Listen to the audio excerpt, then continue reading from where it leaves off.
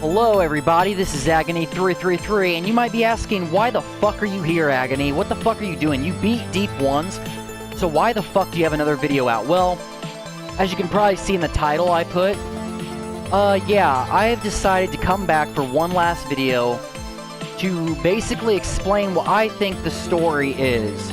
Because, yeah, I mean, I've gotten all the trophies now, I beat the fucking game. Wasn't too bad.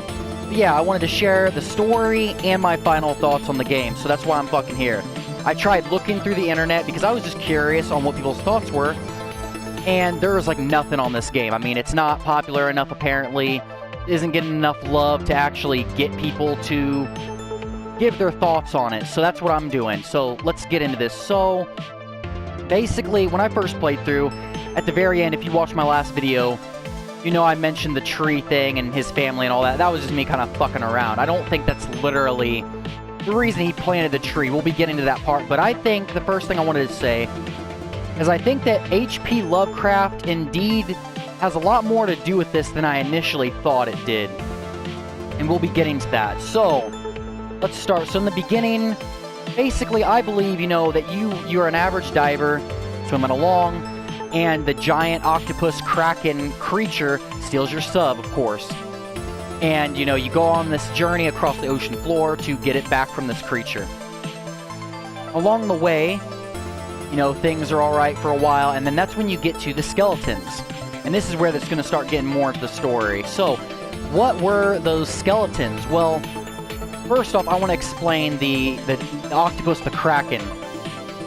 Now, I'm not big acquainted into Lovecraft, okay, so forgive me guys, there might be moments where I'm not on point. You know, I've only read a few stories, I only know some things. But basically what I was going to say is that, in my opinion, I think that the kraken, the octopus, is basically like, along the lines of like Cthulhu. It's a supreme being, you know, it's you know, more or less a god. You know, an H.P. Lovecraft, you know, a being of high importance and immortal. And so basically, obviously it steals your sub, and that actually plays into later, I'll explain, but steals your sub, but I believe, see, the Deep Ones is actually a term for not just like that. That's what I thought going into this game, that Deep Ones was talking about that big fucking creature, but no. At the end, if you remember, we saw those other monstrosities stopping us from getting to the kraken. Those are the Deep Ones. And, you know, those are basically, they're also mortals and also creatures, but they're lesser beings. You know, so, but yeah, I'm gonna get to it. So, what are the skeletons, like I said? I believe the skeletons are past victims of the kraken. You know, those ships that we've seen, those are all vessels that the kraken has sunk. And all of those skeletons are people that have been killed by the kraken.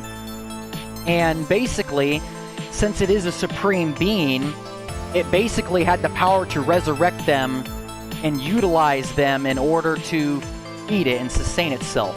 Because being a supreme being, its ultimate goal, I believe, was to, you know, just basically destroy humanity, take over, as other, you know, Lovecraftian things like Cthulhu's, basically to, you know, it's about power, and it's about, you know, basically, yeah, something along those lines. So it, you know, recruited these, resurrected its past victims, and that's what you see as the pirate crew that you journey against. So yeah, that's where the point where, so you fight through this pirate crew, all these vessels, all these things, you know, Strawberry Crunch Beard, that fucking captain guy, is the head of them, but yeah, they're all under the kraken, and you have to fight through all the minions, basically. So those were all minions.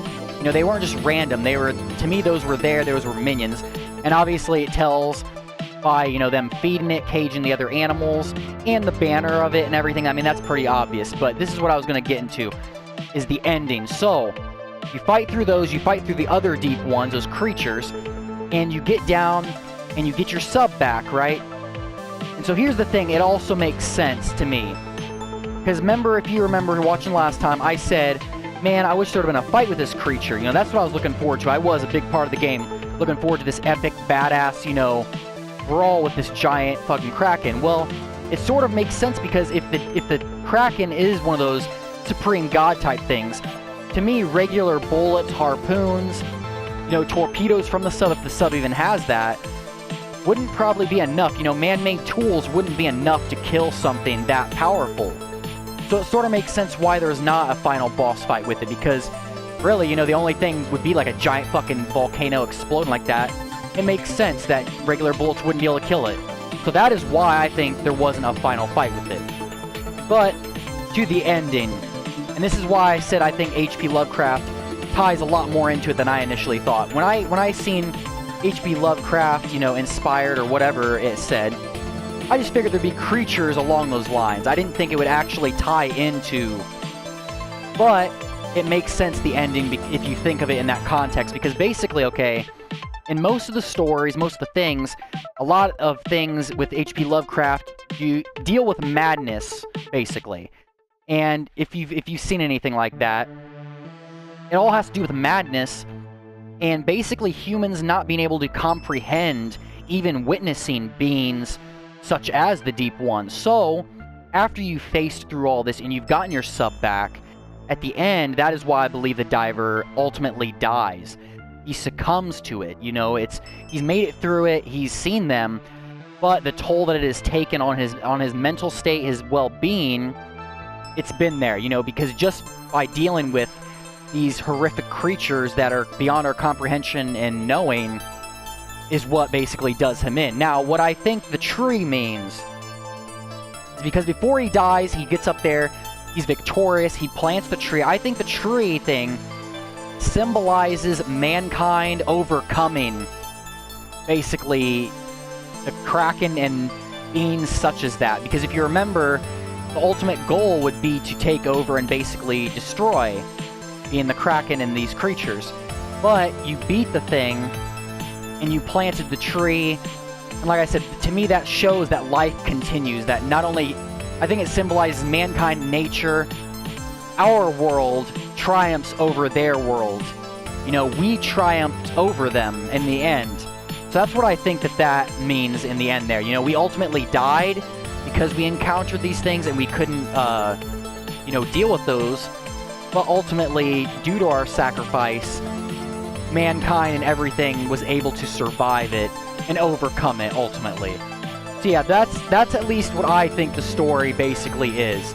Now, I mean, I'm sure there's maybe some flaws in there, or there might be other details and things maybe you guys might come up with, but that's why I'm making this video, is because, sorry folks. This game, like I said, I looked everywhere, there was nothing, so I figured, fuck it, I will make my own. This is a place for people who enjoy this game, who probably know more about Lovecraft than I do, who maybe could see things I haven't seen. Discuss this in the comments, give me your thoughts, whatever, you know, I think this game was a decent game, and now I'm moving on to, yeah, my final thoughts. I've seen a lot of criticism on this game, and sure, it's not the best game out there. When I said I love this game, I didn't say it was the best game out there. It's definitely not the best game out there. But is it trying to be the best game out there? No. I don't see it trying to be the best game out there. No, it's trying to give you a short but really fun, just enjoyable few-hour experience. And that's what I'm saying, you know, I mean, if the visuals, to me the visuals are really cool here. The visuals, you know, the music is really awesome and helps it and lends to it. And, I mean, just the different little variety of creatures, you get a cool little weapon. Sure, the controls aren't perfect, but I mean, it's done in a retro style, and to me that's intentional, you know what I mean? It's not complicated, it's just very simple, and I see a lot of people, you know, criticizing it for that, but I mean, that's the point to me. The point is, it's supposed to be simple, it's supposed to be retro feeling. To me, it had enough variety and enough things there to warrant it being decent and not bad like everyone's saying, that I've seen anyways. So I think it's actually a good game, and sure, maybe it could have had more challenge, because I was expecting more of a challenge than it was, and really, like, the reasons I screwed up wasn't really challenging, it was because I didn't understand. You know, it was my flaw in playing the game, but yeah, I mean, if you like the visuals, if you like my playthrough, I'd definitely say give it a shot. It was like $5, decent little fun game, but if there's any other fans out there of Deep Ones who actually enjoyed it and wants to comment on the story, share their own take on it, because I mean, I'm sure there's many other takes that could be taken that I'm probably not even seeing, other little details that maybe I haven't noticed. But yeah, I mean, go ahead, comment on it, let me know what you think, let me know if you're loving the game. This game, you know, it's just, to me, it was another hidden gem. It's one that hasn't gotten enough recognition. But like I said, it's not the best out there, but it's a fun, just enjoyable experience. And ultimately, at the end of the day, isn't that what games are about? Is just having some fun and not being too complicated, just having some fun sometimes. Yeah, I'd say so. But that's about, you know, all my final thoughts. I explained the story and everything. I just wanted to come back and have a place for others to talk about the story, and others who may be looking for what interpretations of the ending are and everything, to be able to come here and have something for that. But yeah, so I've said everything I have to say, and this is me wrapping up, you know, finishing off Deep Ones once and for all, finally. Enjoyable little time. But yeah, everybody, I hope you like this video. I hope you like my explanation on what I think the story is. And like I said, just leave a comment if you want to.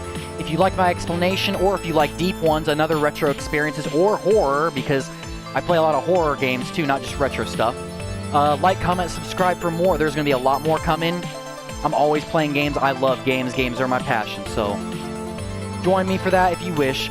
But as always, guys, I hope you're having a great, wonderful fucking day.